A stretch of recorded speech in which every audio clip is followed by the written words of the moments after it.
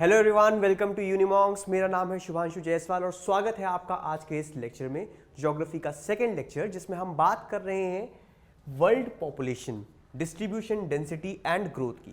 प्यारे बच्चों, पिछले लेक्चर्स में हमने जो कवर किया था वो nature and scope of human geography था, fundamentals of human geography. But यहाँ से जो है आपका मेन सिलेबस, जो मेन इंपॉर्टेंट पार्ट है, समझने वाली चीज़ें, वो स्टार्ट होती हैं। ठीक है, तो स्टार्ट करते हैं world population, density, distribution and growth. ठीक है, ये टर्म्स वैसे तो सेल्फ एक्सप्लेनेटरी हैं, बाकी मैं आपको आगे चल के ये सारी चीज़ें बताऊंगा। ठीक है, तो चलिए स्टार्ट करते हैं चैप्टर का पहला टॉपिक, पॉपुलेशन डिस्ट्रीब्यूशन। जैसा कि नाम बता रहा है, पॉपुलेशन यानी लोग, डिस्ट्रीब्यूशन की किस तरह वो बटे हुए हैं, किस तरह वो डिस्ट्रीब्यूटेड है। It refers to the way the people are spaced over the earth surface, कि जो अर्थ है उसके सरफेस में यानी लैंड्स में, कॉन्टिनेंट्स में कहां पर लोग हैं, कहीं पे कम है, कहीं पे ज्यादा है, इसकी स्टडी, इसको देखने को कहते हैं population distribution. It helps us, क्यों हम पढ़ रहे हैं ये चीज, it helps us to understand demographic characteristics. अब डेमोग्राफिक कैरेक्टरिस्टिक्स क्या होता है? Demographic means related to population, characteristics मतलब जैसे फॉर एग्जांपल लिटरेसी, कि भाई एक देश में कितने लोग पढ़े लिखे हैं, तो वो कौन बताएगा? वहां के डेमोग्राफिक कैरेक्टरिस्टिक्स। ठीक है, आपकी जो है रूरल अर्बन पॉपुलेशन, ठीक है, कई एस्पेक्ट्स में हम इसको देख सकते हैं। तो ये सब आपका किस में कवर होता है? इसमें। ठीक है, now patterns of population distribution. तो जब आप पॉपुलेशन डिस्ट्रीब्यूशन की बात करते हैं, आप देखते हैं हर जगह पूरे वर्ल्ड में कि कहां पे कम है, कहां पे ज्यादा है, तो आप एक पैटर्न देखने को मिलता है। कैसा पैटर्न? कि कुछ ऐसी जगह हैं जहां पर पॉपुलेशन बहुत ज्यादा है और कुछ ऐसी जगह है जहां पर पॉपुलेशन कम है। जैसे आप इंडिया की ही बात कर लें, अगर आप कभी मेट्रोपॉलिटन्स में गए हैं या फॉर दैट मैटर जो इस तरह के टाउन्स हैं आपके यूपी में गंगा के किनारे, उधर गए हैं, तो आपने देखा होगा वहां पे हाई पॉपुलेशन है। वेयर एज अगर कभी आप मम्मी पापा के साथ ऑफ रोड पे गए हैं, आप लद्दाख जैसी जगह पे गए हैं, राइट, या अरुणाचल प्रदेश के कुछ डिस्ट्रिक्ट्स में गए हैं, तो आप देखेंगे कि वहां पे पॉपुलेशन जो है कम है। तो ये स्टडी जो है, ये एक तरह की एनालिसिस, ये क्या है? पैटर्न, और इसको हम देखते हैं।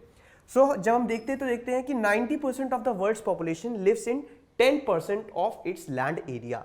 तो यानी कुछ, अगर मैं बात करूं तो वर्ल्ड का कुछ ऐसा हिस्सा है कि जहां पे पॉपुलेशन बहुत ज्यादा है, बाकी पॉपुलेशन हर जगह कम है। तो वो कौन सा ऐसा हिस्सा है? अब इसकी बात करते हैं। Out of 10 populous countries, 6 are in Asia. अब वो कौन कौन सी हैं? China, Bangladesh, Pakistan, India, Russia and Indonesia. ठीक है, कुछ लोग कहेंगे सर इंडिया तो साउथ एशिया में आता है। तो देखिए एशिया, अब इसको आप और भी आगे रिफाइन कर सकते हैं ना, साउथ एशिया, तो उसमें इंडिया आ गया, पाकिस्तान आ गया, बांग्लादेश आ गया। साउथ ईस्ट एशिया की जब हमने बात करी तो उसमें आपका इंडोनेशिया आ गया। ठीक है, देन एशिया के अलावा जो बाहर की कंट्रीज है, Japan, it is also highly populated, Brazil and USA. अगर हम बात करें कि सबसे ज्यादा पॉपुलेशन किसकी है, देखिए एग्जाम में जो है आपके मैक्सिमम या सेकंड हाईएस्ट, ये सारी चीजें आने के चांसेस बहुत ज्यादा होते हैं। तो इसमें है आपका सबसे आगे चाइना, ये आपका एनसीईआरटी की फिगर है। बच्चों आपके जो फंडामेंटल्स ऑफ ह्यूमन ज्योग्राफी है ना, इसमें कभी आप फिगर्स या मैप्स को इग्नोर मत कीजिएगा, ये बहुत इजी होते हैं समझना। ठीक है, इसलिए आई विल ट्राई कि मैं इन सबको आपको एक्सप्लेन कर दूं, एंड आप भी कभी इनसे डरिए मत। आप अगर फिगर्स के थ्रू समझेंगे तो आपको लॉन्ग रन में चीजें ज्यादा याद रहेंगी। ठीक है, तो सबसे ज्यादा पॉपुलेशन किधर की है? चाइना की। फिर किधर की है? इंडिया की। India is the second highest population right now, then USA. तो टॉप 3 तो आपको याद करना ही करना है। साउथ ईस्ट एशिया की बात करें तो इंडोनेशिया कंट्री की सबसे ज्यादा पॉपुलेशन है। साउथ ईस्ट एशिया में और कौन सी कंट्रीज आती हैं आपकी? आप जरूर देखिएगा मैप में।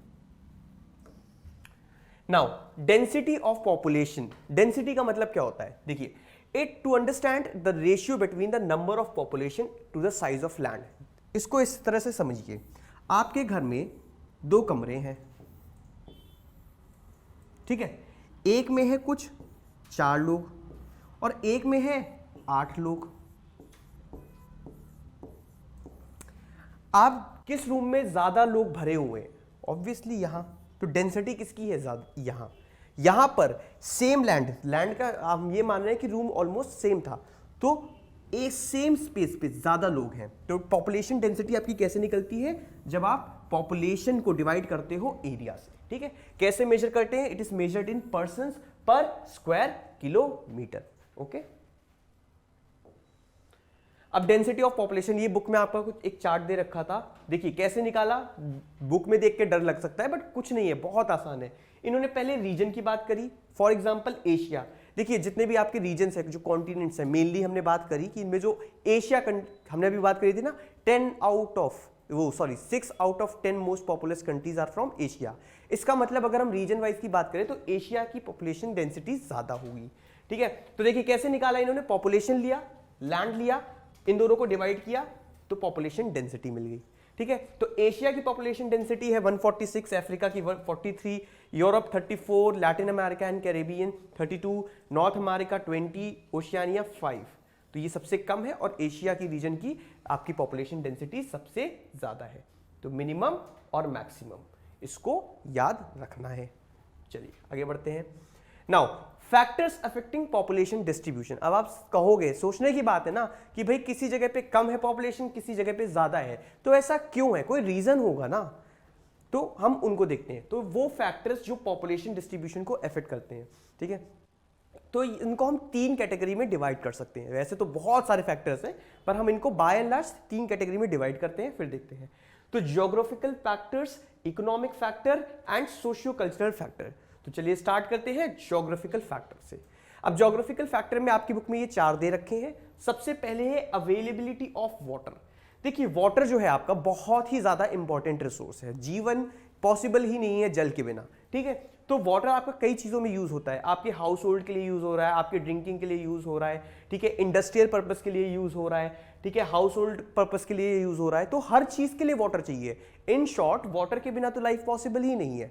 तो जहां पर अवेलेबिलिटी ऑफ वाटर होगी वहां पर पॉपुलेशन हाई होगा। इसका एग्जाम्पल है आपका इंडो गैंगेटिक प्लेन्स, यानी नॉर्दर्न प्लेन्स। तो इस पूरे रीजन में क्या है, आपकी पॉपुलेशन जो है ज्यादा है। क्यों? क्योंकि फ्रेश वाटर अवेलेबल है। देन बात करते हैं लैंडफॉर्म्स। लैंडफॉर्म्स क्या है? अच्छा बच्चों एक चीज ध्यान रखिएगा, ज्योग्राफिकल फैक्टर्स वो फैक्टर्स होते हैं जिसके आगे ह्यूमंस का कोई कंट्रोल नहीं होता है। आप किसी भी देश की कुछ भी आप कर सकते हैं बट आप कभी ज्योग्राफी चेंज नहीं कर सकते।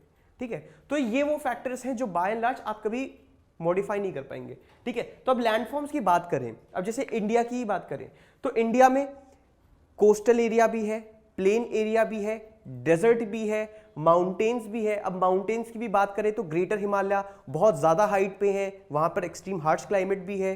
तो जो आपका जो लैंडफॉर्म्स है इनमें देखिए प्लेन्स, क्या लोग यहां पे रहना प्रेफर करेंगे? ऑब्वियसली करेंगे। क्यों? क्योंकि यहां पे घर बनाना, यहां पे इंडस्ट्रीज सेट करना आसान है एज कंपेयर टू माउंटेन्स और हिली रीजन। ठीक है, सिमिलरली डेजर्ट, डेजर्ट में आपका रहना थोड़ा मुश्किल हो जाता है, एक्सट्रीम हार्श क्लाइमेट। ठीक है, वेयर एज जेंटल स्लोप है या कोस्टल प्लेन है, तो इस जगह पे क्या होगा, आपका एक्सट्रीम क्लाइमेट नहीं है, मॉडरेट क्लाइमेट है, तो वहां पे रहना आसान है। ठीक है, यहीं से मैंने जैसे कि बात करी क्लाइमेट, तो इंसान कहां रह सकता है? आप भी extreme winters let's say 4 degree से 10 डिग्री। अब जैसे इंडियंस की हम बात करें तो हमारे लिए ये नॉर्मल टेम्परेचर नहीं है। ठीक है, बाय एंड लार्ज ये सिर्फ जो रह रहा है यहाँ पर जनरेशन बाय जनरेशन, वो लोग इससे कंडीशन हो चुके हैं, वो लोग इससे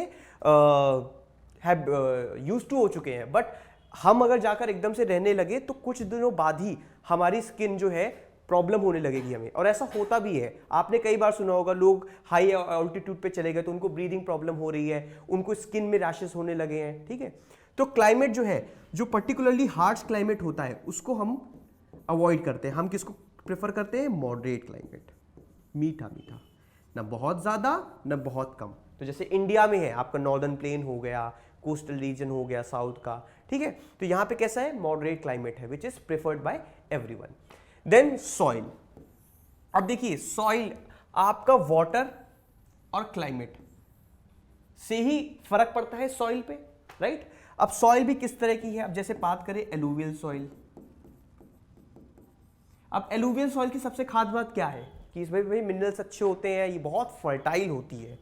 ठीक है, और एलुवियल सॉइल कैसे बनती है बच्चों? ये आपकी बनती है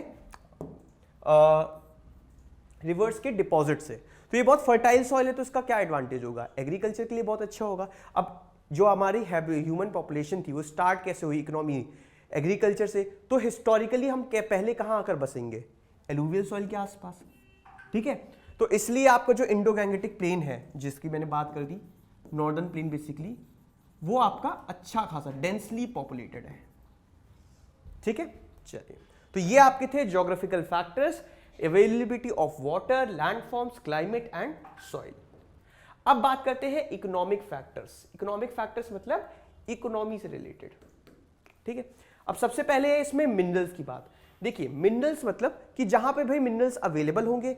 अब आपको पता है कि मिनरल की जो इंडस्ट्री है, ठीक है, इसमें काफी प्रॉफिट होता है। तो जहां पर मिनरल्स होंगे वहां पर लोग जाएंगे, इंडस्ट्री सेट करेंगे, वहां माइनिंग वगैरह करेंगे, उससे प्रेशियस मेटल्स भी निकल सकते हैं लाइक गोल्ड, उससे क्या होगा, प्रॉफिट होगा। और वहां पे अगर इंडस्ट्रीज सेट है तो वहां पर जॉब अपॉर्चुनिटीज होंगी, तो जॉब अपॉर्चुनिटीज होंगी तो लोग जाकर वहां रहेंगे, और वहां रहेंगे तो इवेंचुअली जॉब के साथ ही साथ वहां पे हॉस्पिटल, मेडिकल फैसिलिटीज ये सब भी आएंगी। तो बेसिकली बाय एंड लार्ज वहां पर पॉपुलेशन इंक्रीज कर जाएगी। इसका एक एग्जाम्पल आपकी बुक में दे रखा गया है, कतांगा जाम्बिया,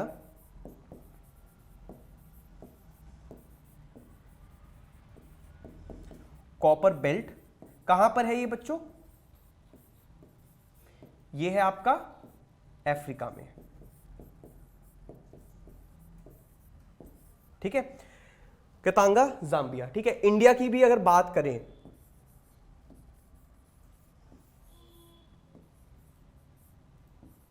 ठीक है, तो इंडिया में भी जो आपका मिनरल रीजन है, छोटा नागपुर प्लेटो हो गया या इधर महाराष्ट्र के अराउंड, तो इस एरिया में जो है आपकी मिनरल इंडस्ट्रीज ज्यादा पाई जाती है, ठीक है। तो अवेलेबिलिटी ऑफ मिनरल्स इस तरह से आपका पॉपुलेशन डिस्ट्रीब्यूशन अफेक्ट करता है।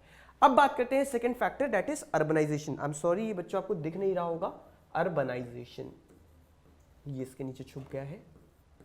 अर्बनाइजेशन का मतलब क्या है, अर्बनाइजेशन का मतलब है कि जो रूरल है आपकी वो अर्बन की तरफ मूव होना, क्या कन्वर्ट होना, ठीक है। अब क्यों है अर्बनाइजेशन, ठीक है। देखिए अर्बन एरियाज की आपकी फैसिलिटीज क्या होती हैं, good medical facility, good health, good education facility, अच्छी जॉब अपॉर्चुनिटीज। तो ये सारे आपको कहां देखने को मिलते हैं, अर्बन एरियाज में।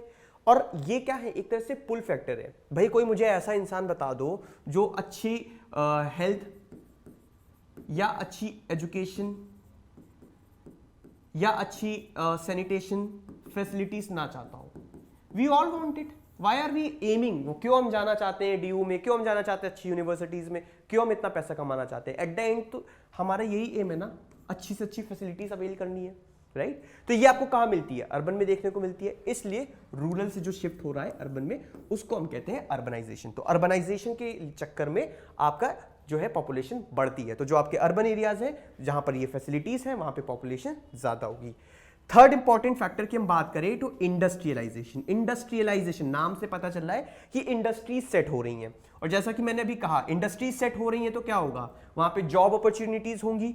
जॉब अपॉर्चुनिटीज होंगी तो क्या होगा, लोग आकर वहां रहेंगे, और अगर वो रहेंगे तो वहां पे साथ ही साथ हेल्थ, एजुकेशन, सैनिटेशन, इन सबकी फैसिलिटीज भी डेवलप होगी, राइट। तो क्या होगा, इवेंचुअली यहाँ की पॉपुलेशन बढ़ेगी, राइट। अगर हम इसकी इंडस्ट्रियलाइजेशन की बात करें तो जापान का एक रीजन है कोबे ओसाका, KOBEOSAKA,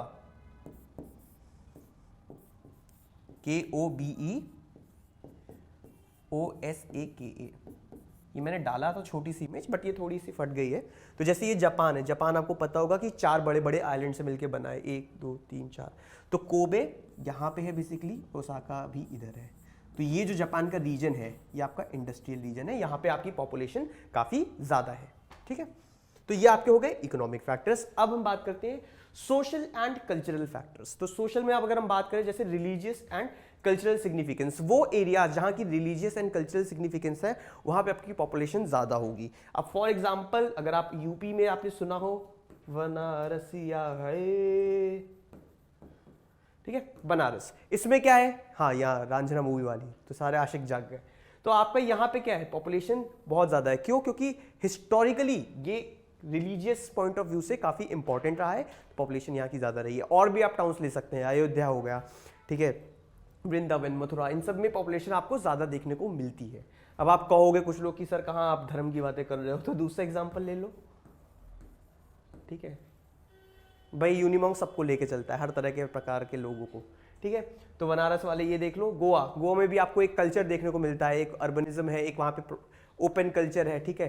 एंड अगर हम बात करें तो वहाँ पे पोर्टुगल कल्चर देखने को मिलता है, तो इसलिए लोग प्रेफर करते हैं वहाँ घूमना जाना, एक एडवेंचर पॉइंट ऑफ व्यू से कि भाई वो जो एक ओपन कल्चर है जो अट्रैक्ट करता है यूथ को, इसलिए भी वही गोवा सिग्निफिकेंट हो जाता है। Now political and social unrest, political and social unrest, इसका क्या मतलब है? देखो कोई भी ऐसा देश है जहां पर पॉलिटिकल इंस्टेबिलिटी है या पॉलिटिकल अनरेस्ट है, अब जैसे कि आप बात कर लो अफगानिस्तान, ठीक है, अब क्या हो रहा है वहां पे, ठीक है, तालिबान ने अभी कैप्चर कर लिया, बट पहले कैप्चर नहीं भी किया था, तब भी वहां पे अनरेस्ट था, वहां पे लगातार डिस्प्यूट्स हो रहे हैं, इलेक्शंस ठीक से नहीं हो पा रहे हैं, तो इस तरह की प्लेसेस पे लोग अवॉइड करते हैं, यहाँ से हटते हैं, ठीक है। ऐसा दूसरा एग्जांपल आप ले लो सीरिया, ठीक है, तो जहां पे भी कंट्री में अनरेस्ट होगा लोग वहां से भागेंगे, ठीक है ना। जैसे फॉर एग्जांपल आप इंडिया में भी बात कर लो, इंडिया के अंदर अगर है तो जम्मू एंड कश्मीर, ये वो रीजन है जहां से लोग थोड़ा सा हेजिटेट करते हैं, क्यों? क्योंकि ऑब्वियसली वहां पे थोड़ा सा आपको पता है सिक्योरिटी वाइज दिक्कत है।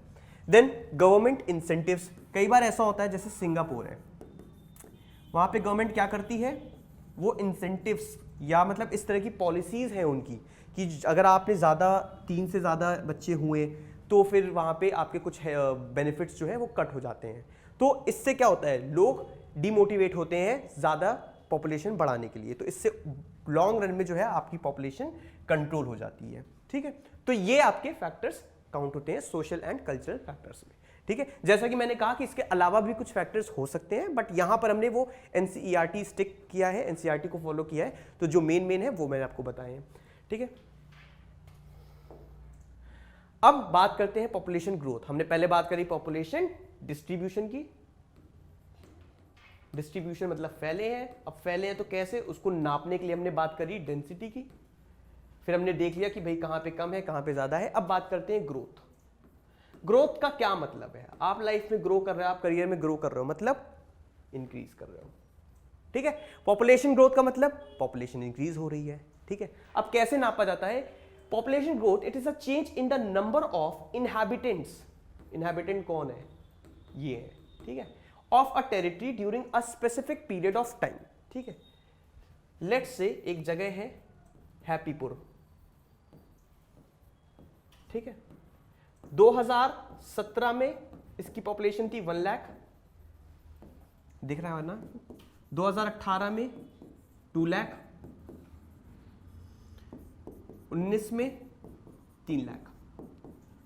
तो क्या हो रहा है, हर साल पॉपुलेशन बढ़ रही है, अगर हम कहें तो हर साल पॉपुलेशन बढ़ रही है। 2017 में 1 लाख है पॉपुलेशन, 2 लाख, फिर 2019 में 3 लाख, बट पॉपुलेशन ग्रोथ कितनी है, हर साल 1 लाख की ग्रोथ है। डिफरेंस देखेंगे ना, तो it is the change between a specific period of time. 2018 से 17 में क्या चेंज आया, 2 लाख में से 1 लाख माइनस किया तो 1 लाख आपका आंसर आ गया। तो पॉपुलेशन ग्रोथ मतलब दो स्पेसिफिक पॉइंट ऑफ टाइम के बीच में कितना चेंज आया है, ठीक है। नाउ चेंज में भी बहुत पॉजिटिव एंड नेगेटिव, भाई जरूरी नहीं है ना 1 लाख रहेंगे, लेट से कोविड जैसी चीज खुदा ना खास्ता ऐसा हो, बट अगर वहां आ जाती है और ये 90,000 हो गया, ठीक है, 90K, तो क्या होगा यहाँ पे -10,000, ठीक है। तो ये आपकी निकल आई नेगेटिव ग्रोथ। तो population growth can be positive and negative. Population growth rate क्या होता है, population growth rate expressed in percentage में जब आप करते हैं। Change in population is an indicator of social economic development. अब कहीं पे अगर पॉपुलेशन, अब जैसे यहीं की बात करें, कोविड तो पूरे वर्ल्ड में आया था, बट कहीं कहीं पे बहुत ज्यादा सिवियरली इफेक्ट हुआ, क्यों? क्योंकि वहां की जो सोशियो हेल्थ कंडीशंस थी वो उतनी अच्छी नहीं थी जैसे, ठीक है। Then change natural growth is equal to birth minus deaths. देखिए जो नेचुरली ग्रो कर रहा है, जैसे मैंने एग्जांपल लिया था हैप्पीपुर का, तो अगर ये by and large naturally grow कर रहे हैं तो कैसे करते हैं, जब आपका बर्थ होता है नंबर ऑफ बर्थ में से नंबर ऑफ डेथ्स को माइनस कर दिया नेचुरल में, ठीक। बट एक्चुअली क्या होता है, ऐसा तो है नहीं कि सिर्फ बर्थ और डेथ ही हो रही, नहीं, क्या होता है कई बार लोग इस हैप्पीपुर में जैसे बाहर से अंदर आए और कई बार हैप्पीपुर से लोग बाहर चले गए हैप्पीएस्टपुर में, ठीक है। तो माइग्रेशन का फर्क पड़ जाता है। तो एक्चुअल ग्रोथ आपकी कैसे निकलती है, birth minus deaths plus in migration जो अंदर आए माइनस आउट माइग्रेशन जो बाहर गए, ठीक है। अब पॉपुलेशन चेंज या पॉपुलेशन ग्रोथ की जो कंपोनेंट्स हैं हम उनकी बात करेंगे। जैसा कि मैंने पिछली स्लाइड में बता दिया कि हैप्पीपुर में जो चेंज है वो कैसे आ सकता है वहां की पॉपुलेशन में। या तो भाई बड़ी है जनगणना, वहां पे जितने लोग थे 10 लोग थे तो उन्होंने अपने परिवार बढ़ाए, सबने 2 के 2 करे तो इवेंचुअली पॉपुलेशन बढ़ी, या डेथ, ठीक है, कुछ लोग वहां पे डेथ हो गई, या माइग्रेशन। तो ये 3 कंपोनेंट्स हैं। अब इनको एक एक करके देखते हैं। वैसे तो ये खुद में अच्छे टॉपिक्स हैं बट हमें एनसीईआरटी को स्ट्रिक्टली फॉलो करना है, जितना एनसीईआरटी में सिर्फ वो पढ़ेंगे। तो बर्थ रेट की बात करें तो क्रूड बर्थ रेट क्या होता है, आपकी बुक में ये दे रखा है। It is a number of live births in a year per 1000 of population of that year. ठीक है, कैसे आप निकालते हैं इसका फॉर्मूला ये है, CBR is equal to number of live birth. BI यहां क्या रिप्रेजेंट कर रहा है, number of live births in a year. Let's say 2020 हमने लिया, per 1000 of population of that year. तो पॉपुलेशन क्या है, इस साल की पॉपुलेशन, लेट से हैप्पीपुर की पॉपुलेशन 1 लाख डाल दी मैंने, ठीक है, इनटू 1000। तो इससे आपका CBR निकलता है। ठीक है, ये चीज इन्होंने दी है। BI is live birth during a year, P is population of that area in that particular year. Similarly आपका एक और फैक्टर है death rate, second component. Death rate क्या है, सेम है, बस इसमें क्या है, number of death in a particular year. ठीक है, तो ये कैसे निकलेगा, CDR is equal to D upon P। D यहां पे क्या रिप्रेजेंट कर रहा है, number of death in a year. Again हमने एग्जांपल लिया 2022 का हैप्पीपुर का। ठीक है, डेथ कितनी हुई अपॉन टोटल पॉपुलेशन एस्टिमेटेड जो है वहां की, ठीक है, इनटू 1000। ये कह रहे हैं कि mortality rates are affected by demographic structure, social advancement and economic development. ठीक है, ऑब्वियस सी बात है, जैसे कि मैंने कहा अगर कोविड आया तो अगर कहीं पे हेल्थ फैसिलिटीज पुअर है तो वहां पे डेथ ज्यादा होंगी, मोर्टेलिटी वहां की ज्यादा होगी। ठीक है, सोशल इंफ्रास्ट्रक्चर भी अच्छा होना चाहिए एक्सेट्रा। ठीक है, तो ये 2 कंपोनेंट्स थे। तीसरा कंपोनेंट आपको मैंने अभी जैसे पहले बताया था है आपका माइग्रेशन। ठीक है, बट माइग्रेशन का खुद का एक सिग्निफिकेंट पार्ट है। ठीक है, तो इसलिए हम माइग्रेशन से यहां से अपना दूसरा पार्ट जो बचा हुआ टॉपिक है हमारा वर्ल्ड पॉपुलेशन, माइग्रेशन से हम स्टार्ट करेंगे in the next part of this lecture. Thank you so very much for watching this video. I hope आपको ये कॉन्सेप्ट्स अच्छे से समझ में आए हैं। अगर किसी भी प्रकार का डाउट है तो बिना किसी हिचक के आप हमें हमेशा पहुंच सकते हैं, हमसे पूछ सकते हैं। ठीक है, I hope this helps you. Happy learning. Thank you very much for watching.